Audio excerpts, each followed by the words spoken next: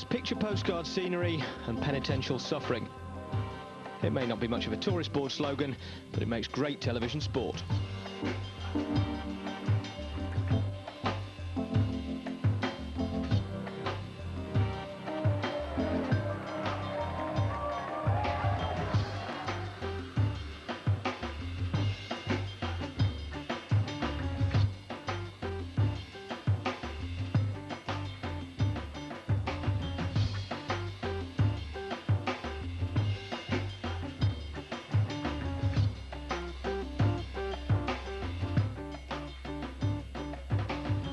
Hello, we're in the Pyrenees at last, although not on an actual Pyrenee as I speak to you, because today's finish is in Pau, and that is a crucial detail. The Tour's first mountain stage actually ends with a 42-kilometre men's downhill race from the summit of the last climb. So whatever the time gaps on the top of the Col de Marie Blanc today, the men on the wrong side of them will have the chance to claw back time if they've got the nerve for the fast descent to the finish. Either way, it's our first chance to check the climbing form of this year's contenders.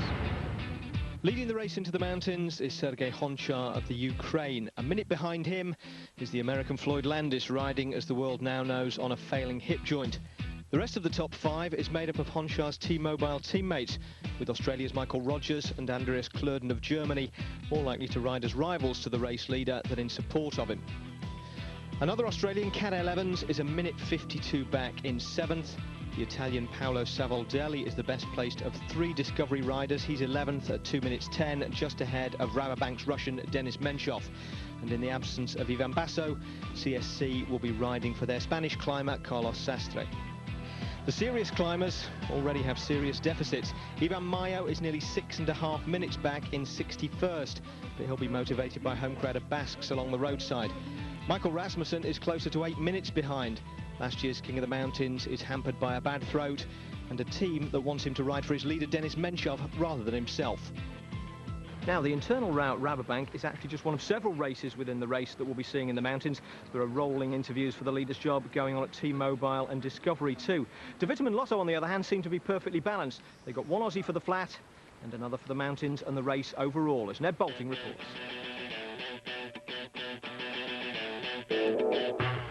Uncomplicated, good-natured, strong and gutsy, Cadel Evans could be one of the serious names to emerge as the Pyrenees sort the nearly men from the really men, although he'll only admit to modest ambitions. Just ride a better tour than I did last year. Actually, the man behind is Cadel Evans coming across there. That's a good move. Last year was his first tour, but he rode it like he'd seen it all before, often on the wheel of Ulrich and Armstrong or powering a breakaway. His efforts were rewarded in GC. I think last year you saw him did his first Tour de France, rode into the top 10. I think he finished 8th overall with a fantastic tour. This year you're going to look at it a lot different. With Lance not being here, it changes multiple aspects. Chris Horner is Evans' right-hand man in the mountains. The problem is he doesn't have a left-hand man. If he does produce on the major climbs, it'll be without the help of a big team. Yeah, I prefer it that way. Yeah, less pressure, less stress, and I ride my race accordingly, not relying on the team and not relying on my team to do a lot. That's a little bit how I rode anyway, but I'm sort of forced to do that. Unfortunately, this year I've got this guy over here, Chris Horner, to help me out. It's going to be a big help, hopefully. Yeah, without Discovery, it's going to make it a much more open race, and whether CSC or T-Mobile want to take over that role that they played in the past is, the race to tell. Look at the acceleration now coming from Popovic. They know that everybody's on the rivet. Lance shouted at him there. The speed on the last climb is going to be incredibly different, because now you're not going to have a team completely dedicated to making it as fast as what it had been last year at the beginning of the climb, and then you don't have a rider like Armstrong going away from guys at that speed anymore either, so that's going to slow it down. So now you change that speed a little bit on the climb. You had, hopefully Cadel comes in with a little bit better form than he had last year, and so that's going to allow him to hopefully be a podium contention or top 5 contention, is what I believe. So here comes Cadel Evans. This man is finishing the tour strong. And as for another teammate's opinion, yeah, I mean, now it's the time for Cadel to not only consolidate his place in the top 10, but hopefully to move up, and I think maybe best for our team, take the jersey in the Alps, maybe, that we're not stuck with it in the transitional stages. Well, the first 9 stages were all about the little sprinter, but now De Vittem will fully turn their attention to Cadel Evans. It's a real opportunity. In fact, he may never get a chance like it again. Now, there's today's profile. 3 climbs spread over 190 kilometres. The biggest of them, the 1,500-metre Col de Soudet at just about the halfway mark. Then the Col de Marie Blanque before a downhill run into Pau, although there is a little kick upwards before they reach the finish once they're in town. Now then, we've had a long wait this year for the first protest of the Tour, but the Basques can generally be relied on. They gave the bunch a hand early on by slowing down a breakaway. An assortment of 15 representing almost everyone except T-Mobile eventually got away before the first climb, and while they atoned by powering the chase, 3 Frenchmen led over the first summit of the day. Cyril Dessel of AG Desert, Christophe Renero of Sonia Duval, and Mathieu Sprick of Bouygues Telecom. As the bunch funneled into the small roads at the foot of the climb, Patrice Algon of Crédit Agricole went into the back of a team car but managed to stay upright. Xavier Zandillo didn't, though. The Caisse d'Epargne rider came off and his bike was badly damaged enough that he needed a replacement. As the climb of the Col de Soudet began, the breakaway group began to disintegrate, which was no surprise. This was, though, Iban Mayo, perhaps the most highly regarded climber in the race on his day, hanging off the back on the first proper mountain of the Tour. Well, as we join commentary, 2 men have gone clear of the breakaway on the Col de Soudet, Cyril Dessel and the Spanish leader of the Agritubel team, Juan Miguel Mercado. 2.63 kilometers still to climb. They're getting there slowly but surely, and this is a big coup for these 2 riders, the 2 survivors of 13 men who started the climb together. They've blown them all away. They are good climbers, as they're being chased at the moment by Inigo Landaluz and Christophe Renero. They were with them, they got dropped by them. Behind those 2 we have Cedric Vasseur and Inaki Assasi. Then on his own, Mathieu Sprick. And then after that we've got Jens Voigt and Daniela Bernati. They're all spread down the mountain now. Approximately 9¼ minutes between those 2 leaders and the pack here that we're looking at the moment. Sadly, Bradley Wiggins has been unhitched from this group. He's been dropped, but David Miller, I think, is still very much in this, the other British rider. There's George Hincapie just a little bit further back. Egoy Martinez, Levi Leipheimer over to the right-hand side in the pale blue jersey. The rider there for Euskaltel must be Haimar Zubeldia. I'm just looking here, Paul. I can't see Gonchar at the moment. Seems to have dropped away from the front of that group. Well, he shouldn't be under any difficulty because I'm sure the team are riding at a fairly steady tempo. Mercado here trying to get some help from Cyril Dessel, because I think Dessel is now starting to get into his mind the fact that at the top of this climb there's a 20-point available for the King of the Mountains, and so this is why Mercado's decided, well, mate, I'm going for it. Well, Mercado has decided to go, and he sprinted right into the mist of the Norwegian flag. A bit of a time to wait to wave it to Thor Hushovd, I'm afraid, today. Juan Miguel Mercado. Now, we told you this man can climb, and the peloton may have let a big hitter go here and haven't realized it. He's made a quick sprint. I think he thought he was coming to the summit of the climb here, and that acceleration has quickly been answered by Dessel. We didn't have quite the souplesse of the Spanish rider. I think that was just a testing move to see whether or not he could get rid of Cyril Dessel. Dessel is riding very well here, and he's come straight back to the Spaniard. As we get to the Basque supporters up at the top here, all the people you can see there in orange t-shirts are from just over the border. They've come to support their riders here this afternoon, and in fact Cyril Dessel has said, well, mate, if you think you can attack me, I'm going now. Well, that may be the answer too, because he finished 4th in the Tour of the Mediterranean. He won a stage and won the Tour of the Mediterranean, and now he's going to try and get those 20 points the hard way here. We're about, as you can see, 0.26 of a kilometre from the summit.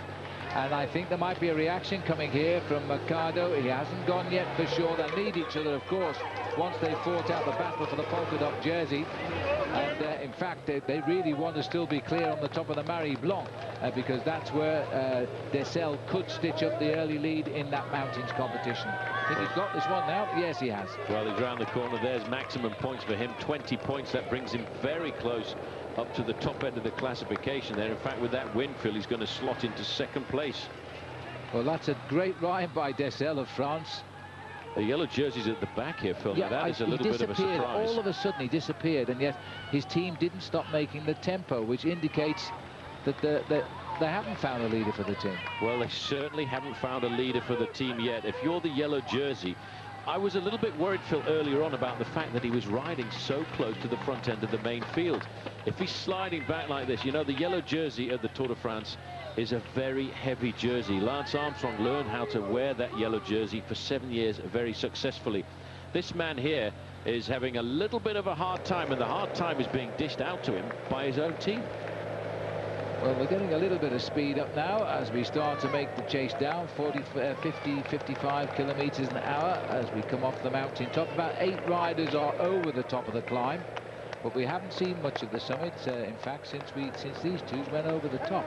Well, it's very scary going downhill in the mist like this because you can't actually see the lay of the land. Normally, when you go down a mountain like this at maximum speed, what you're doing is you're looking 500 meters in front of you to see how the trees are, to try and figure out the lay of the land, to try and read the way the roads are going to be. Because although a lot of riders will have been through these climbs in the past, as we go to the back of the race, Thomas Voeckler having a hard time, the former hero of the Tour de France. Look at this, look at his sprinting back on. Well, this is how he climbs. He doesn't have the power to stay in the group like this. He's off on, accelerating all the time. Look at him going straight past the yellow jersey there. But this, to me, is not a good sign for Sergei Gonchar, not having a good day here in the Tour. We've got Egoy Martinez moving to the front. He's a man with the bandage on his shoulders there for Discovery Channel. He was brought in across from Euskaltel-Euskadi at the end of last year. And they will recognize him, the Basque supporters at the side of the road. Another man having a bit of difficulty here. This is big Axel Merckx at the back. Thomas Voeckler again going off the back of the group. So there's Thomas Voeckler. I'm not sure whether or not he'll get back this time. This seems to be the last time for Thomas Voeckler. He'll take a few risks on the descent because he knows now he's within 500 meters from the summit of the climb. Taking on board drinks. There's Floyd Landis over to the left-hand side.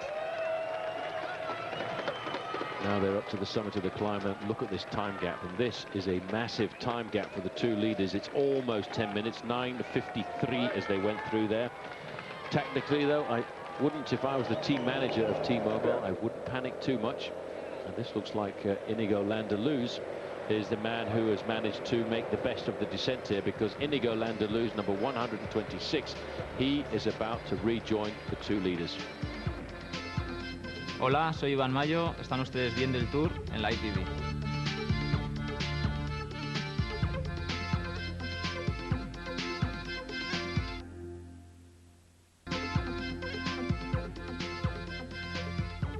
Now then, we've pared the emails down to a single question today because we don't want to miss the climbing, but it's a question that plenty of you have asked, including Mike on the Wirral, Thomas in Stoke and James in London, and it's a highly relevant one today.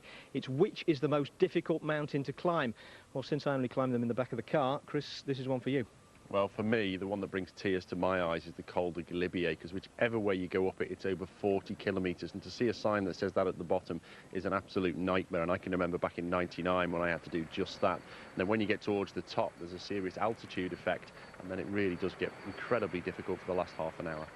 I mean, we see the pain etched on people's faces as they go up. I mean, give us an idea what it's like. I mean, people are encouraging on the roadside. Does it make it better? Does it make it worse? Oh, you're in your own little hell or your own little heaven, depending on whether you're doling out or receiving it. And I was always in the latter category, unfortunately. And for me, in '99, it was just a horrendous experience. To know that this was going to go on for in the region of 2 hours was just incredible. Of course, the Galibier is coming up next Wednesday in the Alps, the day after Alpe d'Huez. I suppose when most people ask you the question, they expect you to say Alpe d'Huez. Yeah, Alpe d'Huez is famous simply because it's a summit finish, and it's always explosive because of that, but it isn't the hardest of climbs by a long, long way.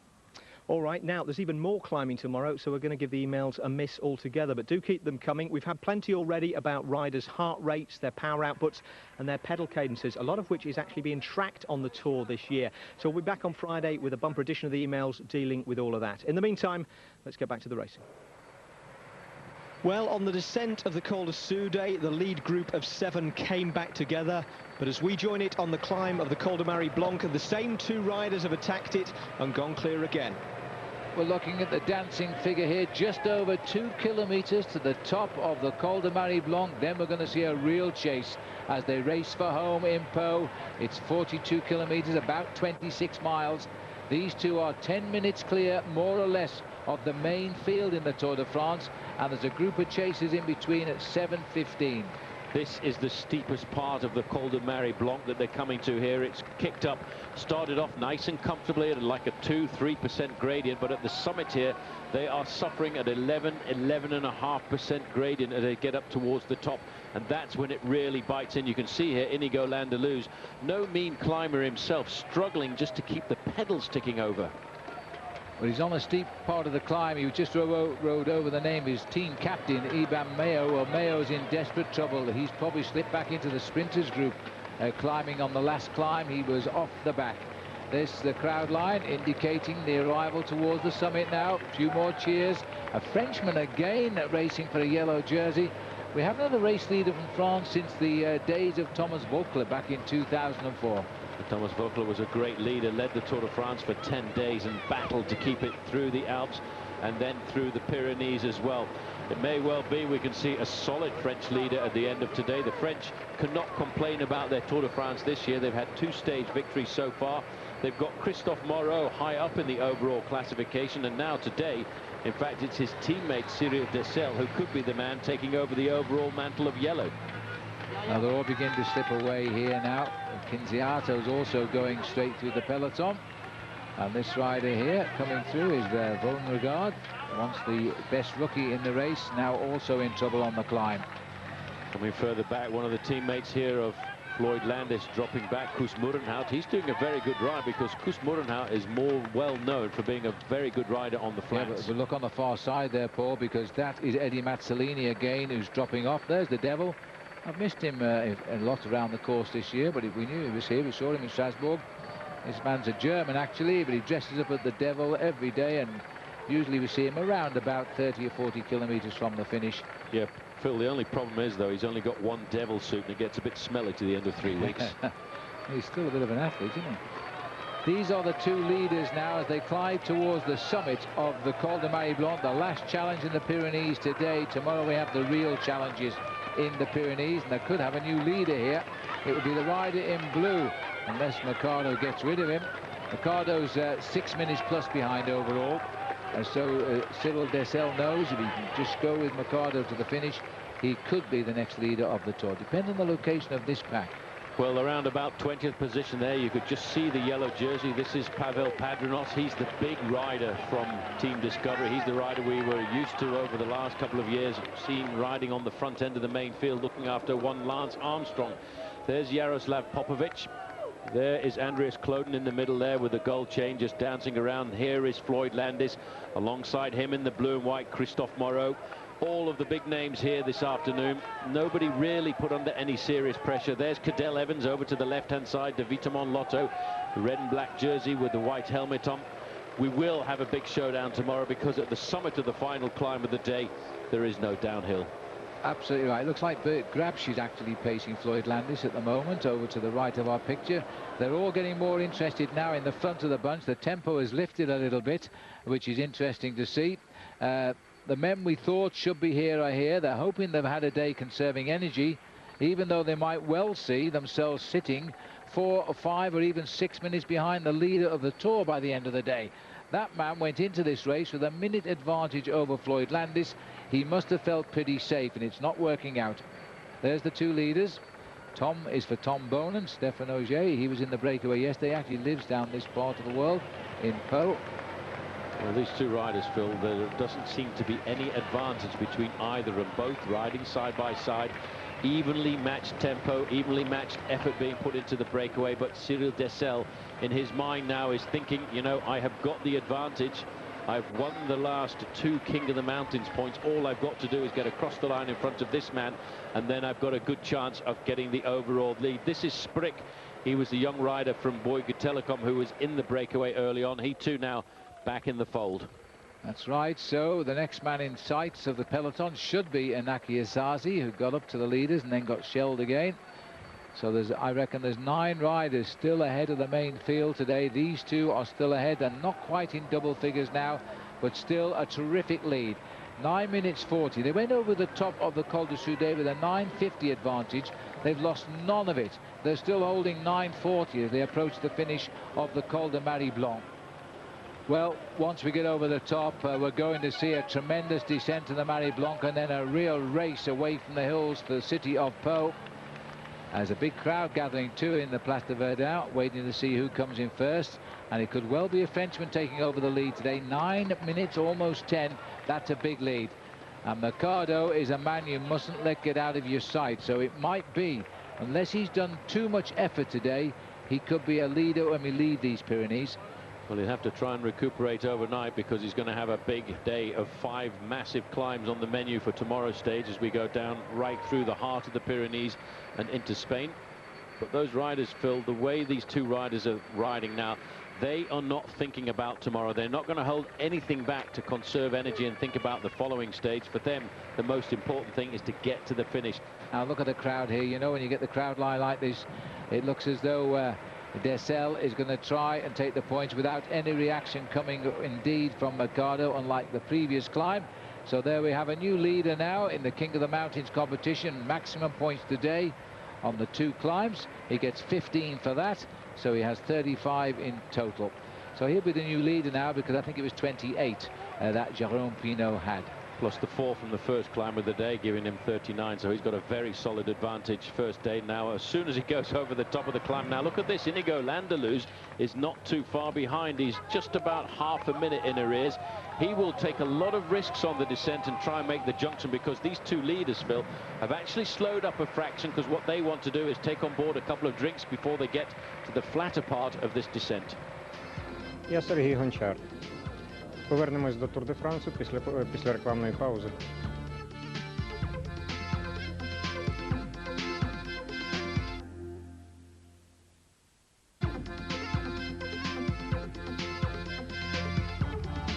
Looking here now, he's got the new undervest on there that's been drilled for freshness, because we're climbing. That was Matthias Kessler there.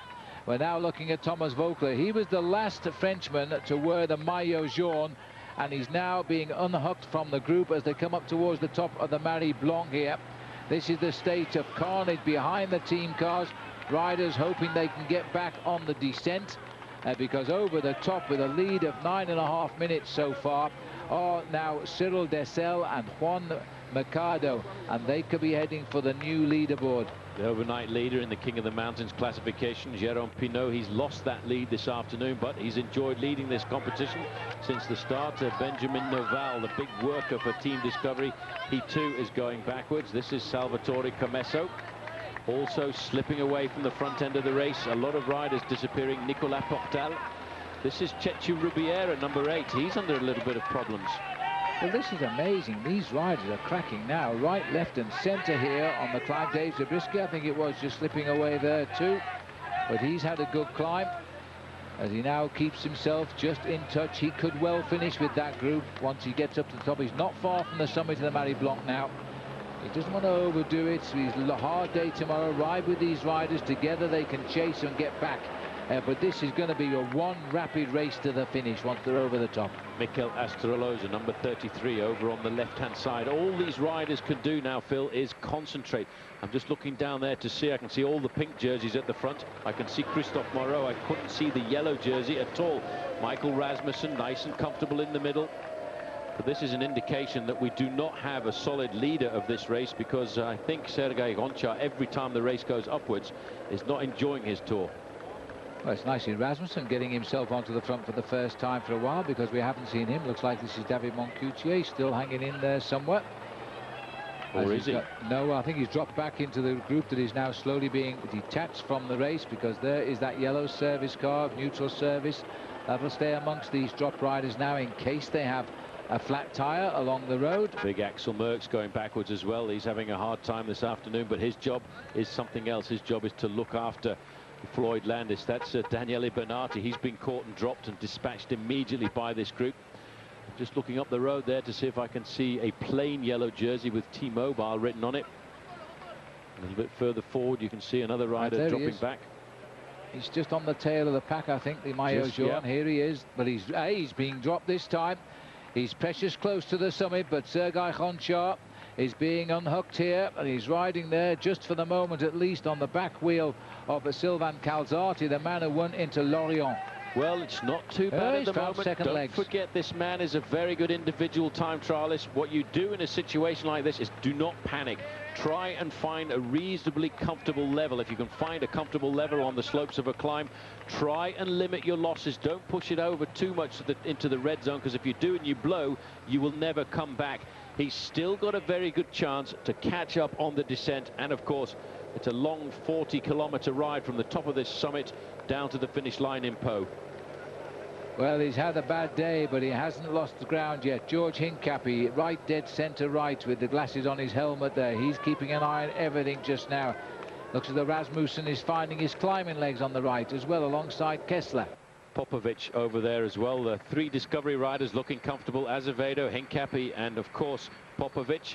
Now I would think a quick calculation, the current standings in the King of the Mountains classification would give 39 points to Cyril Dessel, 32 points to Mercado, and of course Jérôme Pinault just holding on to his third spot with 28. But big change today.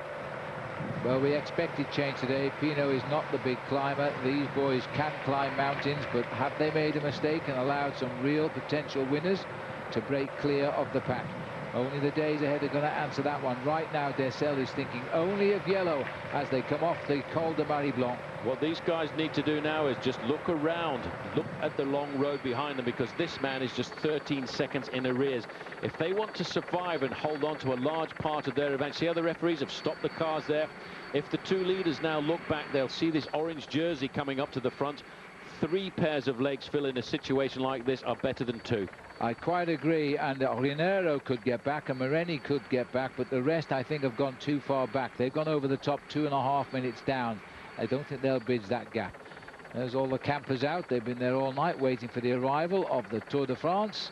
Leaving the Col de Marie Blanc, they'll be moving off into the hills all around us now for the big day tomorrow, the giant Col de Tourmalet. Michael and Rasmussen. Look at this. Rasmussen, King of the Mountains last year. We all remember his disastrous time trial on the penultimate day when he crashed a couple of times, had flat tyres, but he still kept his King of the Mountains title. Now he's showing them he's finding his legs again. Well, he's thinking he might get a first few Carlos mountain de Cruz points. here, he was in the breakaway. Yep. This is an interesting move by Rasmussen. I'm not quite sure if he's thinking about King of the Mountains points. He might get the 8th place finish as he gets up to the top, but it's a long ride down to the finishing line. He's trying to turn the tables around. He said there is no animosity between himself and Denny Menchov, who the Team Rabobank believe is the leader of their squad. This is the white jersey at the back. He's also in difficulty. Marcus Foten. Possible star of the future, this lad, but he's very young yet, and he's learning the Tour de France this time around. Well, I wonder if the move there by Rasmussen is this is Leipheimer now in difficulty, 41. Well, this is a big surprise. Towards the top of the Col de Marie Blanc, Levi Leipheimer's converting what I thought was a great day into a not so great day. Not with tomorrow, because he's only been riding in the peloton, not in the breakaway, and the day tomorrow is terribly difficult. Levi seems to have gone into a spot of bother here. Well, he's suffering to stay in contact, but he will have a teammate alongside in Marcus Foten. They may well create somewhat of a surprise. This is also coming off the back here. Cunego, the man who's won the Giro d'Italia in the past, he too can't stand the pace which is being set at the front. Well, this is absolutely amazing, the way this tour is going at the moment. It's becoming a battle between Discovery Channel, Phonak and T-Mobile. They are the teams driving at the front. Cunego's very first Tour de France. He's a magical in the Tour of Italy. He's in trouble now. The yellow jersey, though, is still there. He was yo-yoing, but he's he's just riding on courage, Phil. You've said it so many times over 21 years that we've commentated together. The yellow jersey does something special to a man. He doesn't want to lose it. He wants to keep that yellow tunic for another day. As far as we know, 7 riders have gone over the top. We're not seeing them go over. We're concentrating on what is the action here. So this might be an 8th place sprint for Matt Rasmussen, who got away from the peloton pretty easily there. He gets 5 points if he is in that position in the King of the Mountains today. Now he's going to wait for the rest. No point in racing on. Now you see him snatch that newspaper there. Well, that's because they want to stuff it up the jersey and stop the wind going through onto the chest, because they are very, very wet with sweat now, and they'll get a chill on the way down. I think a lot of riders will recover on the descent. We're not far from the summit of the climb now. Sinkiewicz setting the tempo there for Andreas Kloden. The yellow jersey, last man in this group, which has been reduced to around about 30 riders. I think Levi Leipheimer will recover, but look at the time gap to the leaders, 9 minutes, 17 seconds. Well, we know who's going to win, but will he win by 3 minutes, 50 seconds? That's what's required now for the maillot jaune to change shoulders. Ciao, sono Daniele Bennati, guardate il Tour de France su ITV.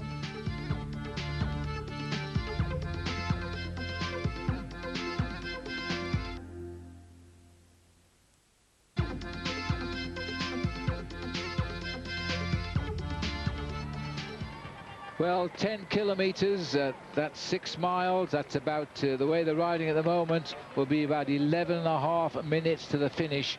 You can't pull 9 minutes back on any light now, so there's no doubt who's going to be the leader of the Tour. No doubt there's going to be a brand new yellow jersey at the end of this afternoon. And the funny thing is, Phil, there could be a brand new leader again tomorrow afternoon.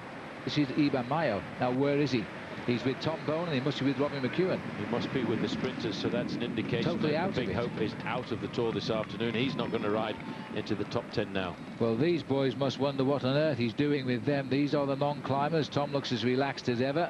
Routine stage for Tom Bonan. If you can't win the Tour de France, wait for the flatter roads. And this little group here cruising towards Pau now. Now T-Mobile have got themselves a tempo ride here. They've given away the yellow jersey. They didn't defend it today, but they did their part as a team. They wanted to defend it, I think, but they realized they couldn't control it, and they thought it's better to get rid of it now. This is Vladimir Karpitz, Russian rider. Well, he's a man who's had the white jersey in the Tour de France as well. Mayo, isn't it? No, because there's Cunego, so this is the front group. Yeah. So he's in the front group. There is Claude, the leader of T-Mobile. Also Ruano, just the little guy at the back there, is the Venezuelan rider who may well be a dark horse for tomorrow. And here's Flambard. This race may be coming back here.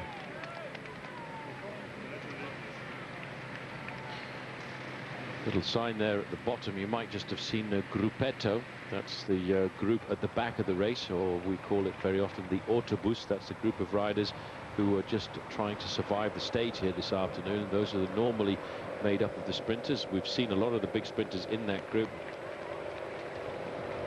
The maillot jaune has come to play his part in the tempo riding at the front. All they can do now is just about hang on to what they've lost for the day, because they're not gaining at all. 9:33, the latest time check. The maillot jaune of Sergei Gonchar is setting the pace. Well, they're not at all making any dent into the advantage of these riders, because it's 9.5 minutes and they're conserving the majority of that. They're inside of 5 kilometers to go now. Bit of a tricky entrance into the finishing line, because they go around the finishing place of the Place de Verdun and then 2 left-hand turns into the finishing straight. I would think any bike rider in the sport, Phil, knows the finishing line here, because it's been the same finishing line in Pau for many, many years. Well, gone is the iron grip of Lance Armstrong these past 7 years. I can't recall a race coming away from the mountain stage to a finish with riders spread all over the road.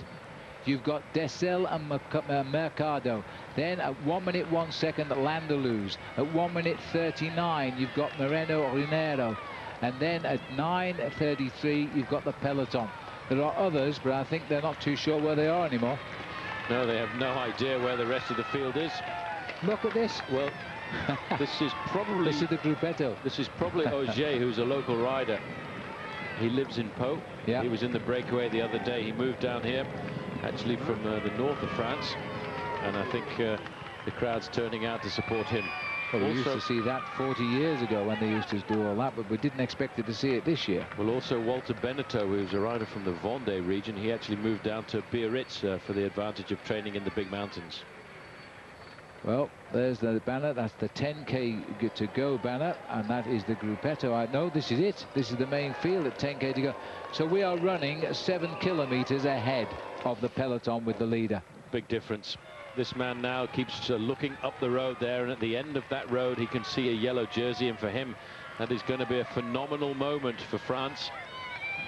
A double header as well, as he's not only going to take the yellow jersey, he'll take the lead in the King of the Mountains classification, and he's probably wondering whether he can muster enough anger to beat Juan Miguel Mercado, because if you look at the amount of time they've shared the lead over the last few kilometers. 100% of the work has been done by Dessel. At 3 kilometers from the line, we are now in the streets of Pau. We're shortly racing across to the Place de Verdun. It may not be a French stage winner because Juan Miguel Mercado has now decided to sit on the back here, so he gets the element of surprise to win the day. But that's a wild card team invited to ride the Tour de France. Here they come. But the man who's going to be the happiest of the pair, well, that's going to be the boy in blue, because Cyril Dessel now, there's no doubt, he is going to be the 5th different leader of this year's Tour de France.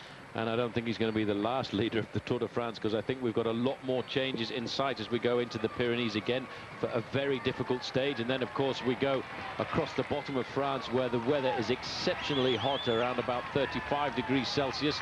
That's where the riders will race hard and not really recuperate well at night, and then they go into a very difficult last week of racing in the Alps.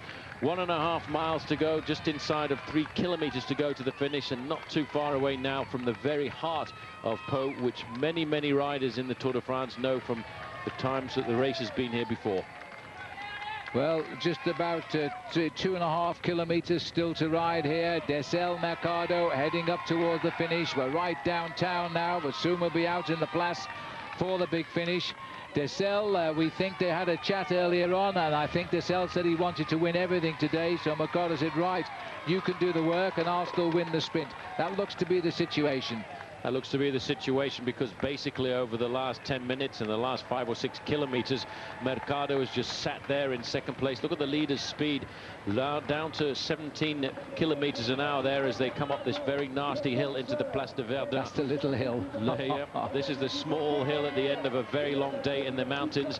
Dessel keeps looking over his shoulder. He's waiting for the move. The move won't come until the last 300 or 400 meters. The actual finish is on the left shoulder of the riders here. We're going around the square first, though.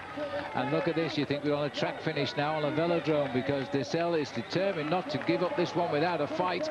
I hope Mercado's got some fresh legs for the sprint finish. He should have, at 1.8 kilometers to go now. And the Frenchman knows, the yellow jersey, he can't afford to throw time away playing around for the win. Every second to that man means a bigger lead in yellow. Well, the important thing is he's got to race for time. He's not got to think about the stage victory this afternoon, because every second, every minute that he can gain over the other guys in this race could mean an extra day in the yellow jersey. He could find himself holding on to that yellow jersey again tomorrow, and if he does, and then we go out of the Pyrenees, he could be the yellow jersey all the way up to the Alps. But he keeps looking over his shoulder. He's nervous, he's waiting. He can see the Flamme Rouge in front of him, a kilometer to go. The sad thing is that he has to keep riding, as Cadel Evans did 1 year ago in a similar situation. Forget about a stage victory, think about a high place in the overall standings. There is the kite, 1 kilometer from the finish, 40 kilometers into the stage. They went clear with 15 riders. Now 1 kilometer from the end, there are 2 of them. The one in blue gets yellow. Who gets the stage win? And the way Dessel is looking here at Mercado, he's not going to give in without a fight. Mercado won a stage of the Tour when he was last in it in 2004. That was on Lons-le-Saunier. But now, I think he's going to get win number 2. Well, they're making the big sweeper at the top end of the Place de Verdun. They've got another left-hand bend, and then they will line up. And it's a very nice finishing straight here. A big, wide finishing straight. A huge boulevard in the Place de Verdun. The Rue Michelot. Nervous moments now. What's he going to do? He's going to have to back off the sprint, looking over his shoulder all the time. As you said, Phil, this is almost like a track sprint. He's waiting for the first man to move. They're looking at each other. He's almost smiling as they go into the corner. They might be going to go side by side and just say the best man wins the race here. No, I'm not too sure that's going to happen, because Mercado wants this sprint. He's lost the lead in the King of the Mountains, though he'll wear the polka dot jersey tomorrow, because Dessel will be wearing the yellow jersey. But they both want the stage win, and that tells you just how much credence they put on a stage win in the Tour de France. Who's going to make the first move? You've got to wait. You've got to go very slow when you've been in a long breakaway like this, because you don't have the power to go for 350 meters. They probably won't start till about 250. There he goes. Mercado was actually looking as though he's pretending he wasn't there, but now he's gritting his teeth and he's going for the line now. Surely he's got the advantage of riding the slipseam of Dessel. Dessel will get second, I think. Mercado will get the win, just like he did along Sonia. Oh, will he? Oh, yes, he did, but that was a super final effort by Cyril Dessel. They both get the same time. Dessel gets the yellow jersey. Well, the Tour de France edition of Deal or No Deal obviously ended in no deal, so there was a proper sprint and Mercado won it.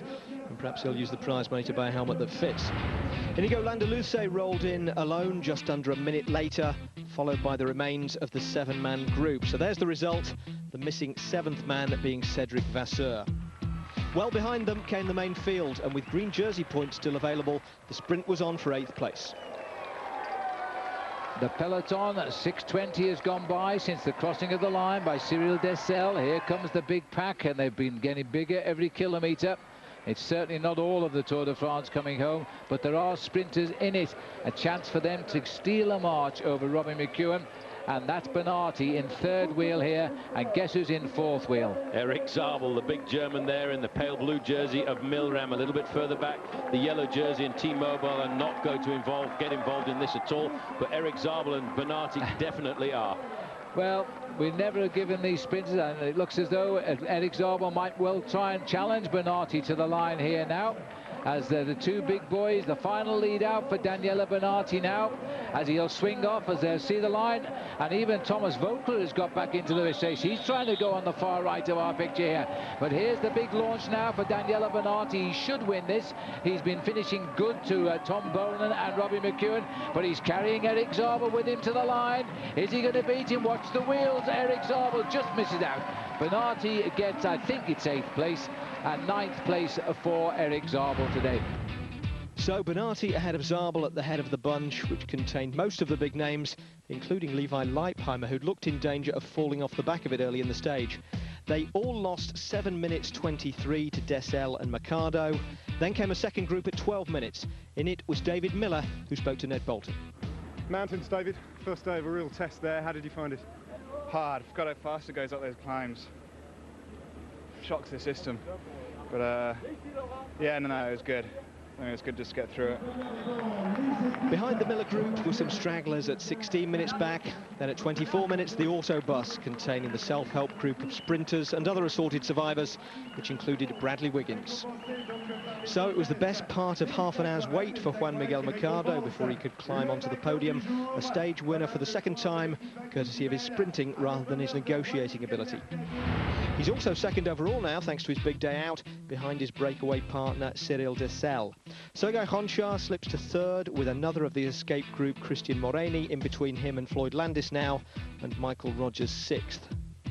Andreas Klöden is down to 9th, 2 spots ahead of Cadel Evans, with Paolo Savoldelli and Dennis Menshoff 15th and 16th. David Miller slips to 68th today, and Bradley Wiggins is 148th. So Honchar is out of the race lead, but the leadership of T-Mobile still seems to be up for grabs. Ned spoke to Michael Rogers at the finish. Good ride from T-Mobile today, rode tempo, but the big question is now, what's the pecking order in the team? Everyone's asked me that. I'm not telling anyone. Nah, just joking. I think we saw today, Claude and myself, we were pretty comfortable on the climbs. Yeah, I mean, it was a hard day and we were sorry to lose the jersey, but being in 7 riders, you know, we had no choice. We can't throw away energy like that. Unfortunately, we had to lose the jersey, but that's the way it is, you know. We couldn't afford to kill all our riders just to keep the jersey. Tomorrow's a big day for you, hey? We could find out whether or not you assume the mantle and take on the team leader's role.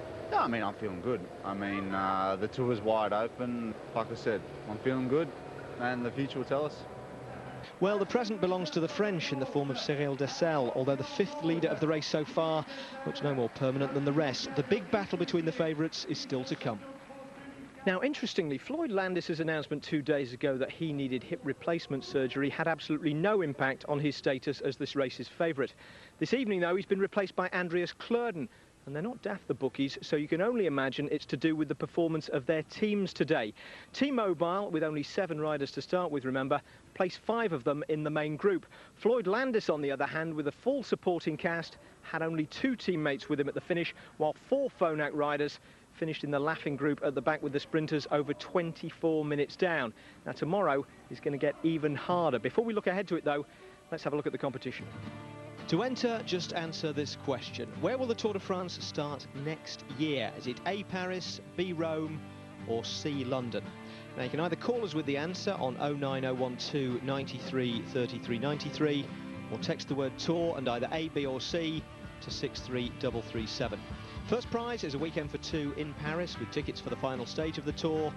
Copies of Matt Rendell's biography of Marco Pantani go to 5 runners-up. Entries cost £1, by the way, and the lines are open until midnight this coming Saturday. Now then, today might have been the first mountain stage, but tomorrow is the first mountain finish. And on the evidence of today, it's going to finish quite a few riders. 5 mountains spread over 206 kilometres, the last of them up to the finish line at Pla de Barret across the border in Spain. The Tour's not going to be won tomorrow, but there's every chance of it being lost. See you back here at 7 for stage 11. What's that coming over the hill? Is it a monster? Is it a monster? What's that coming over the hill? Is it a monster? Is it a monster? What's that coming over the hill? Is it a monster? Is it a monster? Is it a monster?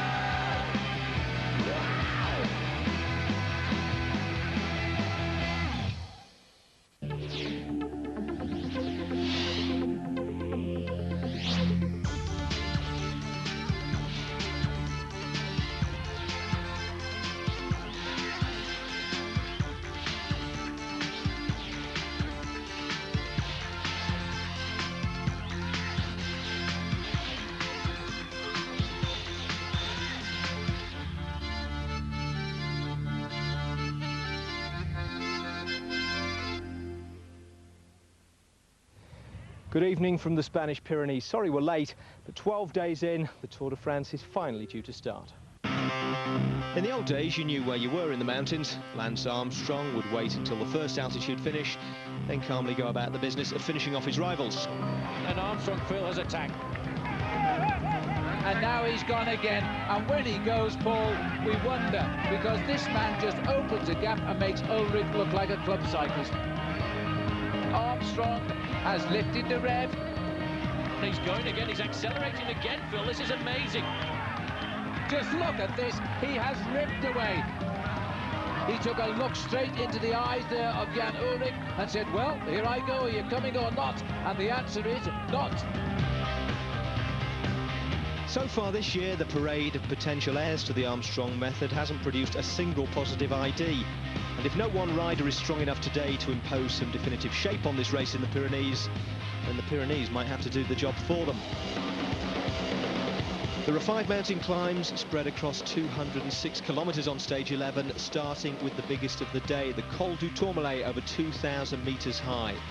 Then come the Col d'Aspin, the Peyrassor, the Portillon, which takes the race into Spain, and the final climb up to the Pla de Barret. The race for the yellow jersey starts in earnest today. And for the King of the Mountains jersey too, I suppose. Current holder of both is Cyril Dessel of France, although that tailor-made number was just for the start. He was back in the traditional look for the rollout in Tarbes this morning. Robbie McEwen seemed to be suffering with his knee early on. Not that he needed to flex it much to take the first green jersey points of the day. He was unopposed at the sprint. And must be worried about the challenge of Oscar Freire, because that's the first time he's bothered chasing points out on the road. After that, Robbie slipped back to begin his long day of suffering.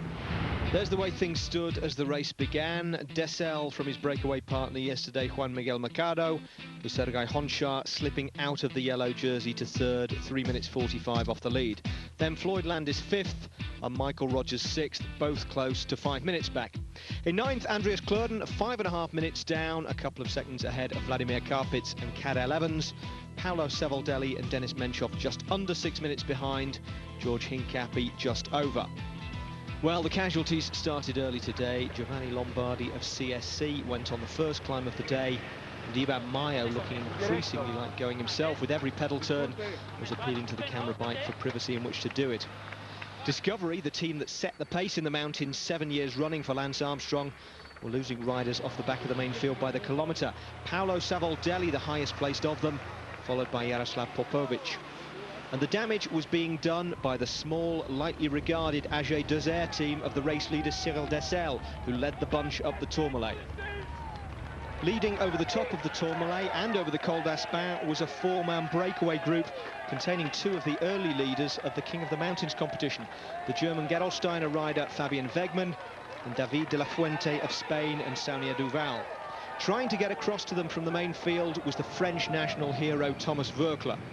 As we join the action on the 3rd climb of the day, the Col de Peyresourde, Wegmann and de la Fuente have pulled away on their own at the front, and Voeckler is now struggling behind them. 72 kilometres still to ride. We're approaching the last couple of kilometres. Look at the crowd and the car line right up the mountain ahead. Those 2 riders, de la Fuente and Wegmann, clear. This man could reach out, or could have reached out and touched those 2 leaders. He's hit the wall and he's going backwards. Well, you know what probably psychologically cracked him was he saw the yellow car, the neutral service car, which he presumed was behind the leaders. Then all of a sudden, when he got to that yellow car, it was actually behind Iker Komano, and he knew then he had another 200 or 300 meters to go to catch the 2 leaders. And at that point, I think his body just cracked. Well, it's rather sad for Thomas Voeckler. This was a big effort here. Of course, the Tour de France, every pedal you turn, we see it on television in the mountains. Tremendous pressure on these riders. They don't like to be seen suffering. They like to be seen as superstars that find it all just a little bit too easy. And it's never the case, of course, because it is the hardest sporting event in the world. And again, Carlos da Cruz trying to hang on here. This is a sprinter, and he's living with the climbers just now. Everybody at the moment is going through their own personal little bit of purgatory. I saw Koos Mourenhout moving forward for Team Phonak, so that's another teammate alongside Floyd Landis to help him in the latter part of this race. Hincapie is in the group, looking very comfortable. Jose Acevedo has not been put under any stress.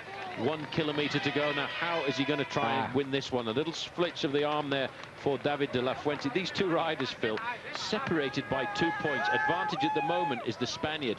This man has to get the points this time to move equal. Exactly, and it would be nice to do that, but you know, this could be the last time they sprint for a climb today. By the time we get to the top of the Portillon, there might be a different picture, and so they both need these. If Wegmann gets it, they'll call it a draw as they race through Luchon to the Portillon. The advantage Wegmann if he stays in this 2nd place position. These 2 rides have proved quite a revelation in the Tour de France this year, because they haven't just popped up now. They've been in on cameras ever since we started from Strasbourg. Are they going to do this side by side and make it an affair of honour? Perhaps. No.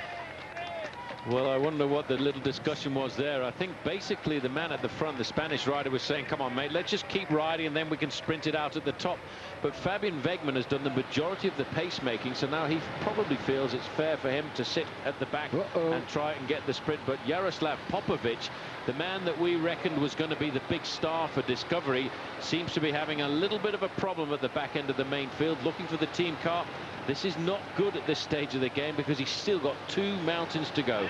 Well, it's going to leave George Hincapie or Jose Azevedo as the men elect to lead the team as we go on, because they're cracking themselves in the mountains. The others have all been in trouble today. Igor Martinez has dropped back, so too has Rubiera, Savadelli. This is the next group here now, and that is Komano, just been caught, ironically, beneath his country's flag there, at least the Basque-Land country's flag. Up comes the leader now, and that is Michael Bogart with Cloden on the far left. The team leaders on the far right of AG2R. Rasmussen looking for a few more points in case the other 2 up front decide to crack in the last week of the Tour. Also riding well just in the front of the group there was Frank Schleck, the Luxembourg rider on Team CSC. Also in the group, Carlos Sastre. A lot of the big names still looking very comfortable. Still nobody's taken control of the pacemaking at the front end of the group, but this group has been seriously reduced in numbers. Great job of work done this on. Here's David La Fuente. Just back in time, but this time it's going to have to be a very special effort here from Wegmann, because I think David de la Fuente is running back into the King of the Mountains leaders jersey tonight as he pulls well clear. There's the Breton flag flying to cheer him on. It was in Brittany almost where he got the lead briefly as he raced across northern France. I think he can probably sit up and have a rest now if he took a look over his shoulder. That should do it. Well, good luck to him. First Tour de France, and here he is racing for a leader's jersey. This should put him on top in the King of the Mountains competition. What a fabulous move that was. He actually asked Fabian Wegman to come forward, let's keep working to the top, and sprint it out. When he was getting no assistance from Fabian Wegman, he said, right mate, I'm off, and he really gapped him immediately with that first jump. But there's still another climb to go. These two riders might survive.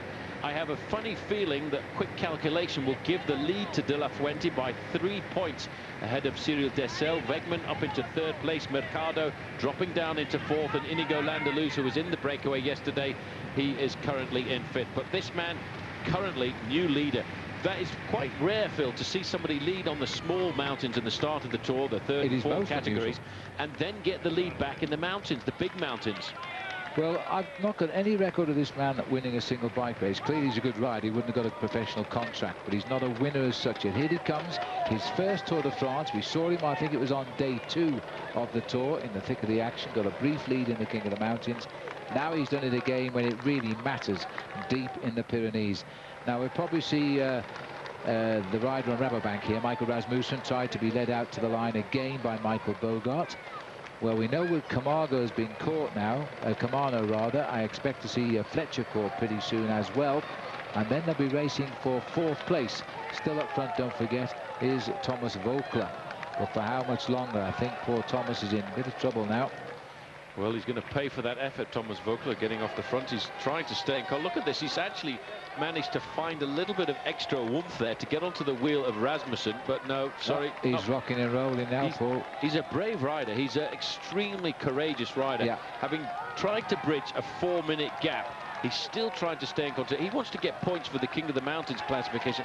I cannot believe he's going to get any. He's going to try, but he'll get some if he stays there, whatever he finishes. This is the different picture of the Tour de France just now at the back, and Koos Moerenhout, who seemed to be okay, is now slipping backwards, which is rather sad for him. And the other rider here from the black jersey is Xavier Zandio. Remember, he crashed yesterday, but he seemed to get back on his bike okay. Patrice Algon, not a bad climber, Patrice, but you know, looking at the helicopter, you can actually see just how steep that kick is up to the line here. It's nasty. The last 1.5 kilometers at around about 9%.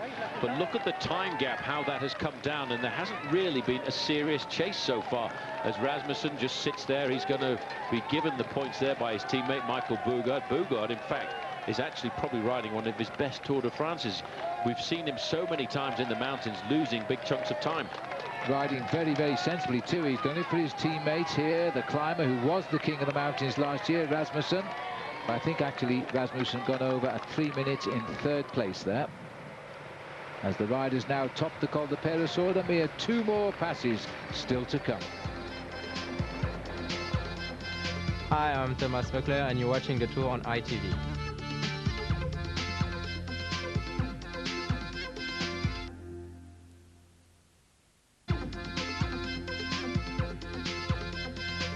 Welcome back to stage 11. We're on the 4th climb of the day, the Col de Portillon. David de la Fuente is on his own at the front of the race with a lead of around 3.5 minutes. But the serious racing is now starting behind him in the lead chasing group, containing the yellow jersey of Cyril Dessel and most of the major contenders for overall victory. Is this the time they sense, Paul, that AG2R, they've worked all day. The Portillon, they say, is harder, and they've still got 1 climb to come. Time to move and put in an offensive. Well, this is the hard climb. Look at that now. T-Mobile Armada on the front, all of the pink jerseys, and they're getting a lot of riders slammed straight out of the back. David Moncoutier has hovered there all afternoon, 131. We've seen that number a lot, usually at the back. He is now gone. I think T-Mobile realise this is a difficult climb, Phil. Up towards the summit of this climb with about 4 kilometres to go, it grips up to 9.5 and 10.5%. There's the yellow jersey. Is cracked. He's bound to pay, Phil, for that effort of yesterday. He's got to go through all kinds of pain this afternoon. I was expecting it to happen, but maybe not quite so far away from the finish. Look at him putting his head down. His shoulders are starting to be a fraction hunched now. This is sad to see because he was looking so solid for the first part of this course. Phil, we've still got 1.5 climbs to go. Well, just remember, on the men that really will affect him, Floyd Landis is the obvious next leader of the Tour as of this moment, but he's got to gain 4:45 on Dessel. Dessel's not going to panic because there's only 1 more climb after this. He may not lose enough time. He could still be the leader tonight, but these boys aren't thinking about leadership tonight. They're putting the hammer down now because they want to win the Tour de France in Paris a week next Sunday. Well, just the one man I haven't noted for, we'll just watch for him, is George Hincapie there. He's not mixed it with these people just yet. This is the carnage now, as the riders now crack violently. The yellow jersey being left on his own here. The Maillot Jaune of the Tour de France rode brilliantly today, but it's been a mountain and a half too far to the finish. Well, you know, when you put in an effort like these men in the breakaway did yesterday, Mercado and this man Dessel, you have to pay the price. It's almost impossible to put in that same effort 2 days in a row. That is why the big leaders of the Tour de France yesterday, Phil, I think took a back seat, because they knew what was in store. They knew what was going to happen today with 5 big mountains on the agenda. It was going to be a serious sorting out at the top end of the leaderboard. This is the leader. Still a lot of fight in this boy. Where is he getting it from? He went away at 31 kilometers today. We are now just we're approaching the 140th kilometer of the day. Fabian Wegman about to get picked up. A quick rundown of the riders in that leading group, Phil. Azevedo is in the group. Carlos Sastre is in this group. So is Frank Schleck. Andreas Kloden with Kessler and Rogers alongside him. Christophe Moreau has made the group, as has Leipheimer, Tocznik and Foten of Team Gerolsteiner. Bugert and Menchov are in the group as well, alongside Michael Rasmussen. Cadel Evans on his own, but still there. Floyd Landis on his own, but still present. Damiano Cunego, Arroyo, Zubeldia, Parra and Gilberto Simoni. Now, Simoni did not look good yesterday, but that is a serious sorting out. Now we're seeing the names of the men who want to win this tour. Yes, and guess what? There isn't a single Team Discovery rider in the group. Acevedo. Oh, I beg your pardon. There is Acevedo. Is that why they gave him a top number in the race? We'll see. He's the only man left now that they can pin their hopes on, as the riders continue here to crack just a little bit. Poor old Fabian Wegman. Big day out, little wry smile there as we go past him, straight through the group. And up to Cunego, first Tour de France. He's also cracked now. Just on 48 kilometers to go. It's a bit different this race, Damiano, to the Giro d'Italia, as he now drops away. As he's now finding here is George. Now, where is George? Is he going forward? Well, is he bridging? He might well be. I think he may well be riding himself back into a rhythm here. He's a big man, George Hincapie. Just looking up at the front there, you can see the Cofidis car. That's AG2R, 2 riders here hanging on at the back. This looks like Calzati. It is. George Hincapie may have got himself caught, and he may be going back off the group altogether. I think he's being dropped, in fact, from group number 2, because there's all sorts of carnage now. Well, 1 minute and 20 seconds now is the advantage of David de la Fuente at the front end of the race. But I don't think that's going to be enough to survive here this afternoon, because we are now witnessing the first serious showdown of the Tour de France. Michael Rogers, he's not worried about himself here this afternoon. He wants to try and whip the pace up to see what they can do for their man, Andreas Kloden. Rasmussen looks very comfortable on the far side. He'll be thinking about King of the Mountains points, but they've also got in this group their man, Denny Menchov, as well as Michael Bugard, who is riding a brilliant stage. Well, Rogers is looking absolutely superb there. Rogers racing at the moment to try and lead the T-Mobile team. He's riding his 4th Tour de France. 22nd. We've talked about the other Australian a lot, Cadel Evans. Cadel Evans is here, but Rogers has said all along, I'm riding well, maybe I will lead the team. Today, he might be staking his claim to that. 22nd in 2004. His ambition until now has been to make a top 20 finish in the Tour. Right now, he's riding into more than that. Well, in my estimation, the best man in this leading group now is Floyd Landis, ahead of Michael Rogers. I haven't seen Landeluz in the group, and I think Patrick Sinkiewicz has also disappeared. So we would look at the moment, if they've got a 4 or 5 minute lead at the finish line, we would look at a 1, 2, 3 of being Floyd Landis, Andreas Kloden and Cadel Evans. But T-Mobile are certainly the men who really put the hammer down. But they've got to get a lead of over 4 minutes to change the yellow jersey today. This is Bogart. 14 riders now. 14 big names on shoulder to shoulder against each other. The big surprise to us, Michael Bogart here, who's a regular in the Tour de France, but not when he's racing for yellow. He's been there really to help out Rasmussen. He's done a great job in that respect. Now that's his Simoni. Now, is he okay? He looks okay. There's Gilberto Simoni just there at the moment. But don't forget this man, though. He still leads the race, but only just at the moment. But he might get to the top. We're not far from the Spanish border now. He's desperate to get there first.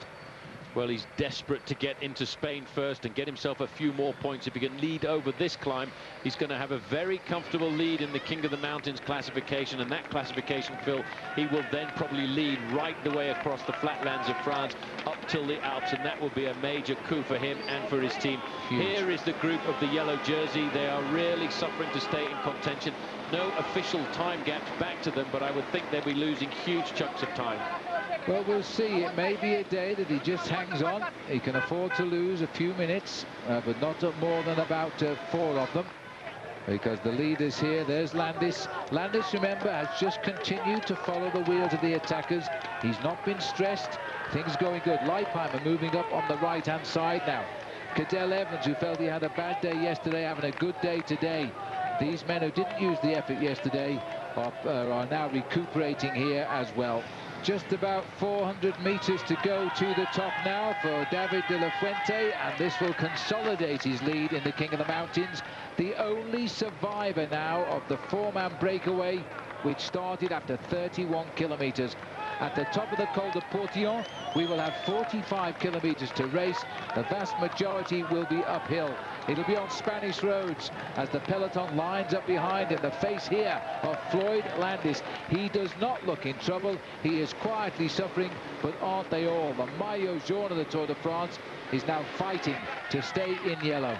Well, this man is fighting to get more points in the King of the Mountains classification. That banner over the summit there indicates that this will be the penultimate climb of the day for him. This is the summit of the Col de Portillon. Once he drops over to the other side, he'll be on French soil, and how proud is he going to be about that? But he still faces about 40 kilometers to go to the finish, and apart from 5 kilometers downhill, it's all uphill from now on. Well, there's no finer barrier between countries than the Pyrenees, but of course this is Europe now. They have the same monetary exchange as well, but nonetheless he's on Spanish soil now, and he's having a terrific day out. He's won the climbs of the Tourmalet. He lost in the sprint the Aspan, then he came back on the Peyresourde. He's now won the Portillon. He's now the leader of the King of the Mountains on a great day in the Pyrenees. Almost at the Alps, and they're still to come. This is the battle. Bogart again looking for Rasmussen to ease him away for second. Rasmussen should get that. These boys aren't interested in the King of the Mountains. They want to win the Tour de France. Well, Rabobank are doing a superb operation here with their man Michael Rasmussen and Michael Bogart, and just sitting at the back of the group, the man they're working for is number 51, Denny Menschop. This is going to be a great coup for Rabobank. 3 riders in the leading group. CSC will be happy too. They have 2 riders in the group, Sastre and Schleck.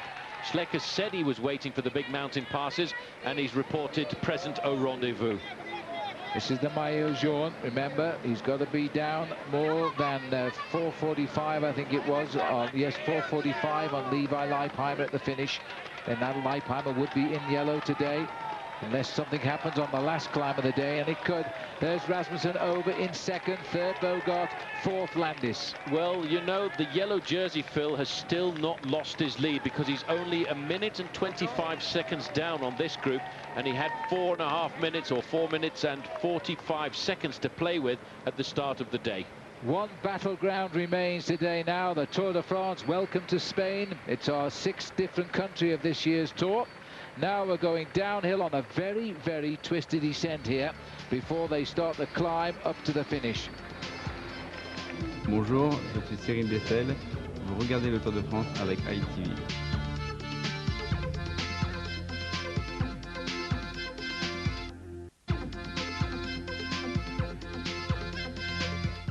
Welcome back. We're on the final climb of stage 11 up to the Pla de Barret. The lone leader of the day, David de la Fuente, has finally been reeled in by the group containing the big names, and they're now pulling away from the second group containing the yellow jersey, Cyril Dessel.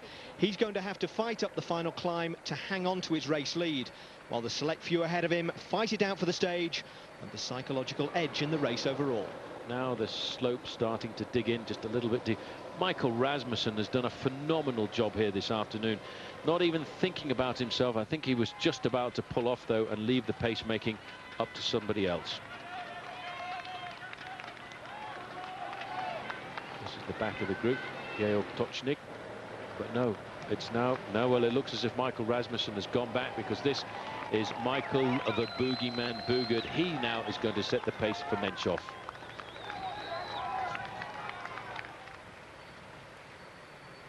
Well, in the wake of what the organisations have said, Paul, about weighing bicycles, we're looking now where we could have another surprise here. Denny Menchov is looking very strong.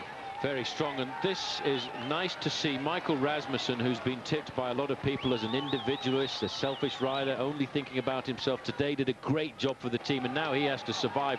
He's going to lose himself a few points in the King of the Mountains classification, but he'll come out, I'm sure, and play on the slopes of the Alps. But obviously the word came through from Denny Menchov that he felt good this afternoon, and that's why even Michael Bogard is doing something pretty special. Well, looking here now at the back wheel of David Arroyo, he was the one that made that little mistake of going away, as is turning out, with Denny Menchov, with Damiano Cunego, I beg your pardon. And now he's playing in pressure too. He's also losing the wheels. We are in trouble here with the Team Discovery, I'm afraid. They've lost a lot of riders. This is Michael Rogers, and the pressure is now seriously on. We are splitting the leading group here, and Michael Rogers, is this a hill too far for these riders? I have to say it might well be, and Silmoni has gone. He was in trouble on the Tourmalet. We were surprised to see him still here, but I really began to think he might have won today. Well, they're all going off the back of this group one by one. The best young rider now, Marcus Foten, he is disappearing. Just in front of him, the Tour Ivan de France, Parra. Paul, the Tour de France is imploding here. This is an unbelievable day of racing. It is. Michael Bogard there, done a great job for Denny Menchov. I've rarely seen Michael Bogard ride so comfortably in the mountains. Ivan Parra digging deep. He's a Colombian rider on a French team. He wants to stay in contact. But for him, he's much better suited to the steep gradients. This 5% gradient is better suited to the riders who can ride with real power. Now coming back, this looks like Frank Schleck is disappearing. We're reducing the group one by one. I wonder who's going to be left at the end. I really don't know. This is such a strange tour. Oh, it's Moreau. Moreau. This is the front group. Moreau is now cracked as well. Who's going to be left to win the stage? Well, they're getting eliminated one by one from this group because Michael Bogard is doing a phenomenal job at the front here. Sastre looks comfortable. Leipheimer comfortable. Coming up there, there's Leipheimer. There is Andreas Kloden, and Cadel Evans is right on the back. What a group we are left with now. Landis is in there as well. Can't see how many. Looks about 6 here. From the back, Cadel Evans, Kloden, Landis, Sastre, Leipheimer, then we've got Menchov, and then we've got Bogard. These are the names. I'm pretty sure now one is going to win the Tour de France. And now this is the group behind, and this is Joy now Schleck alongside Christophe Moreau. Can't see him, but Zubeldi is in this threesome as well. It's 3 minutes now from this group of leaders at the front of the race back to the yellow jersey group. They've only got another 1 minute and 45 seconds to lose. And if that group remains intact, then Floyd Landis will be the new leader of this race. But I'm sure somebody else is going to launch an attack before we get to the top. And what about Levi Leipheimer starting the day 10.5 minutes behind because of a terrible time trial, and also he didn't ride well yesterday.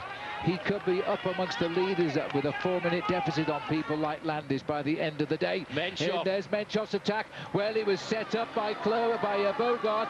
Now, what price the others to follow this man?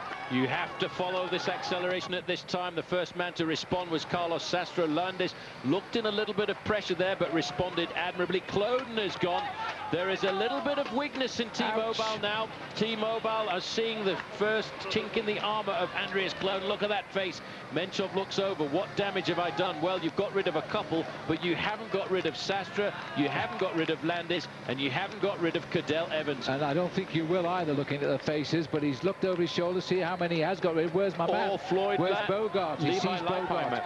No, he sees Bogard down there. He's dropped his teammates as well as he's dropped Kloden. And now there are but 4 or 5 of them left. And now Leipheimer's going. That was to be anticipated. Levi Leipheimer, he's the lowest place. They might not react. Oh, yes, they will. Well, they won the stage victory. They didn't need to react to Levi Leipheimer. He's a long way down. He's about 6 minutes behind Floyd Landis in the overall classification. But Menchov wants the stage this afternoon. Nails him back admirably. Landis just sitting there, waiting. Comes back up on the wheel of Menchov. Sastre is probably the most dangerous rider.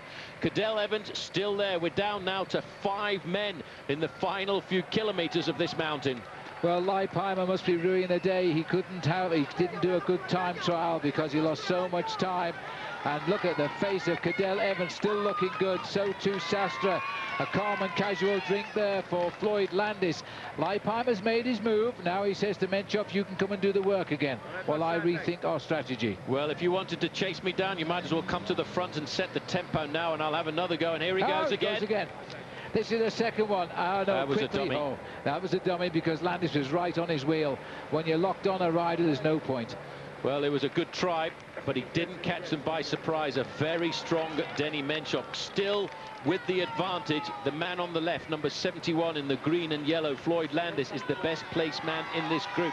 He has got rid of the closest rider to him in the group, and that was Andreas Kloden, and he's got almost a minute advantage over Cadel Evans. He's the most aggressive rider of yesterday, Mercado. Now, after that attack, he seems to have lost a little bit of ground here.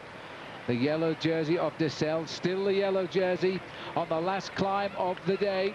And he's fighting to keep it for a little bit longer here. And he's got the power and the courage, I think. But it all depends how the leaders start to react against one another. Sastre, Leipheimer, Menchov, Evans and Landis. These have turned out to be the strong men of the Tour de France today. Here they are, head to head.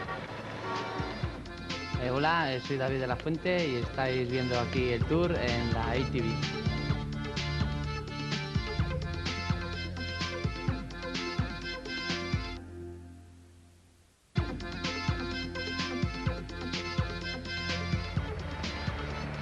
That's now indicating 5 kilometers to go to the finish, but it is 3 kilometers to go to the summit of the climb. They're all looking over their shoulders. They're wondering, what do we do? How can we recover from a situation like this? Well, guys, you are losing a massive opportunity here this afternoon. You're losing the opportunity to put time between yourselves and this man, 21, Andreas Kloden, who may well ride a lot better when we go through into the Alps, because some riders cannot handle the Pyrenees, but they can fly over the Alps. The body changes in a 3-week stage race on a daily basis. You hammer the nails in the coffins when you've got the advantage, because otherwise they have a habit of opening the lid again and getting back in the action.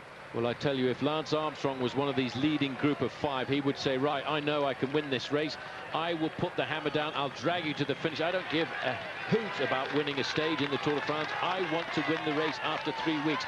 He would fly up this climb and then let somebody else take the stage victory if he saw the opportunity of putting time between himself and another opponent like Andreas Kloden. It's interesting, though, that Floyd Landis himself now has taken control of this breakaway. He's setting the tempo. Perhaps feels it's his turn to have a share of the pacemaking, because he has only followed at the moment. Same has to be said of Cadel Evans.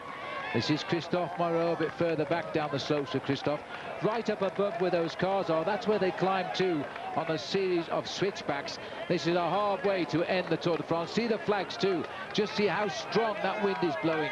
Right on the noses as they approach the line. Well, that is the nasty thing about this climb. When you just look up to the summit, to the right-hand side or to the left-hand side, depending on which way the road is going, and you can see the cars littering the side of this mountain, you know, sadly, that that's where you have to go. Well, the clock is counting, but there's still more than a minute in hand for the Maillot Jaune. The clock will start when somebody crosses the finishing line. Landis getting the mask on now, getting himself into a rhythm. Now's the time that he needs to take control of this race if he thinks he's going to win it after 3 weeks in Paris. Sitting in second place is Menchov. Cadel Evans in his normal position, right down low. Behind him, Carlos Sastre. Sastre probably thinking more about trying to win the stage, and Levi Leipheimer probably rather upset about the time that he lost in the individual time trial. He is going to be the tiger of the overall classification today. He's going to jump right up amongst it. He may have lost too much time to certain men to win the Tour, but he could still look possibly at a podium finish in Paris. If he rides like this through the Alps, the whole picture could be turned upside down, and it would be great to see Levi force his way back into this Tour de France. He's so far taken his bad days gracefully. Those are the 5 riders setting the trend now. Menchov has gone to the front to do his share, and Cadel Evans rides on Menchov's wheel now. Oh, he hasn't. All change again. All change again. Levi Leipheimer consistently staying at the back of this group. Carlos Sastre is the most dangerous rider. He's got a very explosive move down towards the end. as all of these riders look up at these banners across the road, and it's a telltale sign. That will say 4 kilometers to go there for this man, number 31, Christophe Moreau. But you can see he doesn't have very much energy left in the engine room this afternoon. He's calling for it to come forward. He's summoning the engine room to keep him going forward. He's just trying to keep himself in the top 10 of the Tour. The orange-clad supporters here wondering what's happened to their team today. Iban Mayo in the sag wagon. The last survivor in the breakaway was Zubeldia. He's been unhitched now. This is Christophe Moreau. These are the men now shaping it down. They've got almost a kilometer's lead on Moreau now as they race up to the 5 kilometers to go board. Well, this is the yellow jersey group, so about 2 kilometers difference now. Well, he's done a great move, the yellow jersey. He has really survived. He's got a couple of friends out there. Damiano Cunego is the man setting the pace on the front of the group. Cacchioli is the other man in there from Crédit Agricole. But Cyril Dessel, he may well just survive the yellow jersey here this afternoon. This is where the leaders stood at the start of the day, by the way. Landis at 4:45, Evans sits in 11th, Menchov 16th, Sastre 18th, Leipheimer 58. They're making huge jumps, and if it all falls right for Landis, he could be the next Maillot Jaune. And that will be our 6th different leader of the Tour this year. 1 kilometer to the summit of the climb, and race radio has just crackled through with a gap between these leaders and the yellow jersey of 4 minutes and 6 seconds. It is going to be so close between the yellow jersey and Floyd Landis. There are, let's not forget, 20 seconds time bonus for the first man to cross the line, 12 seconds for third, 12 seconds for second, 8 seconds for third. If Floyd Landis were to win the stage, he would have to wait 4 minutes and 26 seconds, not 4:46. Right. And this is Andreas Kloden parting the ways here as he races through. Not that far behind the leaders, but not catching either. Kloden, I make it around about 45 seconds in arrears, but this was a big opportunity today to gap the man. Leipheimer's gone again. We are watching Kloden. Leipheimer's got Menchos after him. Landis is after him. Cadel Evans is after him. What about Sastre? Sastre looks as though he might be a bit shaky with Evans. Leipheimer making his bid. Now we've got the long plateau once we're over the top yet. Well, Leipheimer tried to gap these riders, then Menchov was immediately up there. Going, no. Well, he's just trying to take control. He's seeing if he's got the acceleration now. You've got to respond to this, Floyd. This is the moment. This is the acceleration that might give you the extra few seconds to give you a yellow jersey at the end of the day. And there he is, right onto the wheel of the Russian. The Russian looks down to check his gears. It's very dangerous to do. Landis now takes over. Now look at the way he's pedaling. This looks like a Lance Armstrong. Cadel is in a little bit of trouble there, number 61 with Carlos Sastre. And at the front now, Floyd Landis has realised there Sastre goes. He wants to win. He still wants to win for Spain. A huge effort there for Carlos Sastre. I think Cadel's on his upper limit for this day at least, but he's still going to be right up overall. Shoulder to shoulder, Menchov versus Landis, and Menchov is worried. I don't think he can control Floyd Landis right now. Well, Landis is looking very comfortable. He doesn't have that big acceleration, but what he does have is the ability to slowly bring up the pressure like a big old turbo diesel engine. Once the turbo starts to kick in, he comes up and he closes down on all of these accelerations very comfortably. Thank you very much. Landis now with Menchov, Levi Leipheimer. He's still trying to think, Phil, whether or not he can win this race. But also what these three riders are doing is trying to gap the Chase's yellow jersey by 4 minutes and 45 seconds, give or take a few, depending on the bonuses.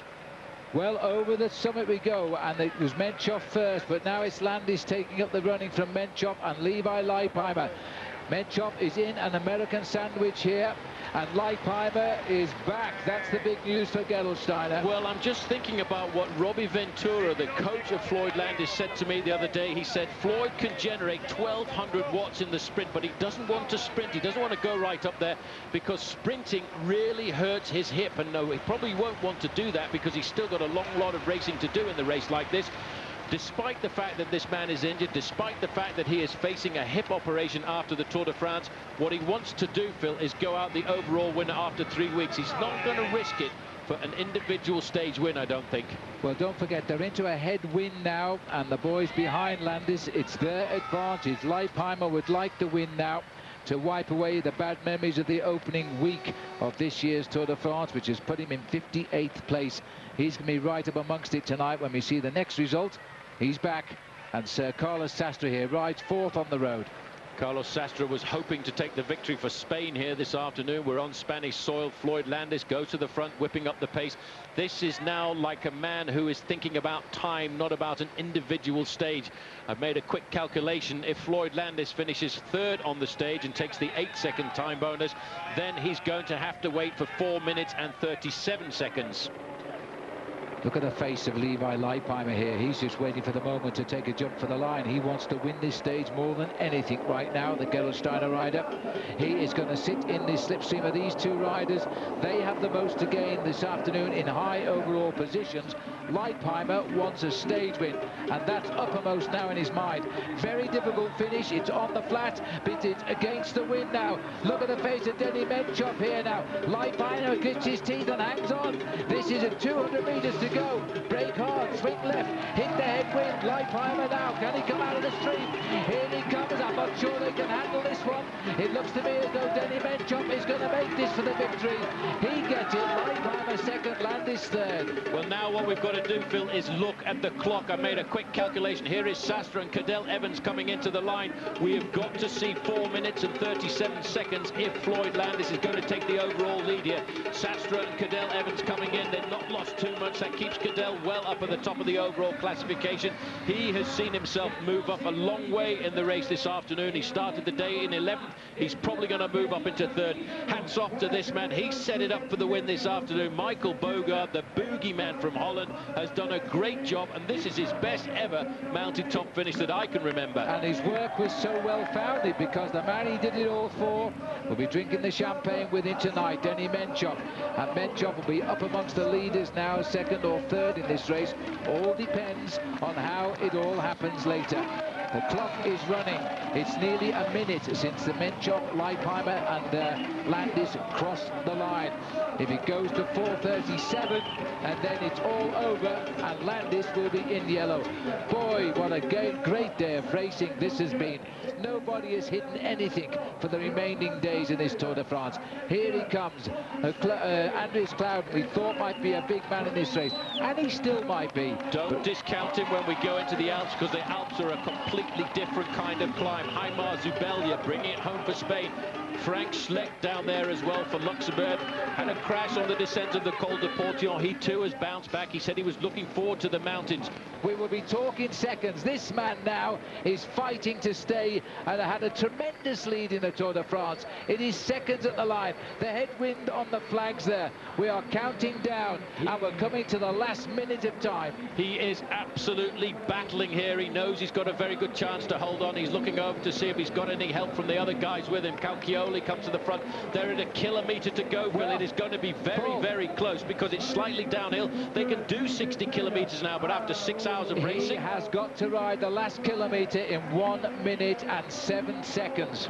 Well, if he was riding on the track, that'd be pretty close to getting himself a World Championship title. 4:37 is what we're looking for. We're now up to 4 minutes. He has 37 seconds left to do it.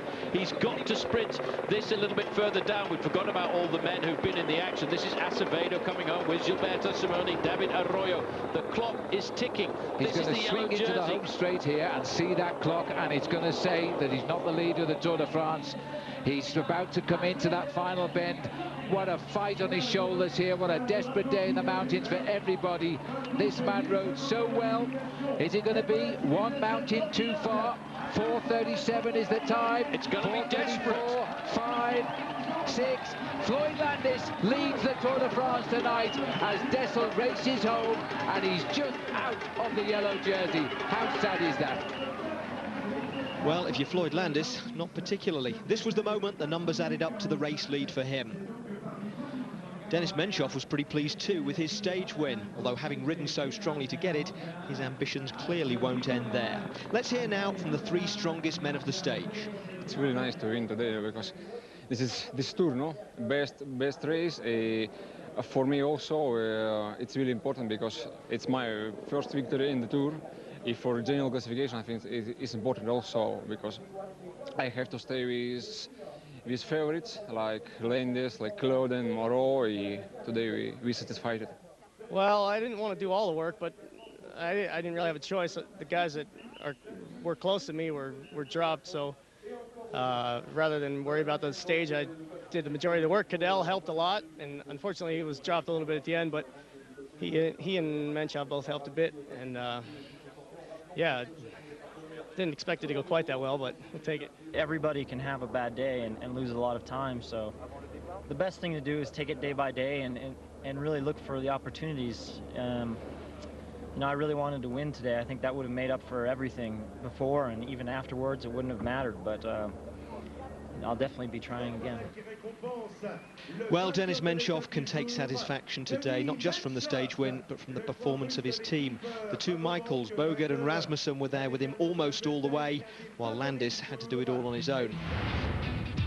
So there's the result. Menchov, Leipheimer and Landis finishing together, 17 seconds ahead of Cadel Evans and Carlos Sastre, with Michael Bogert 6th.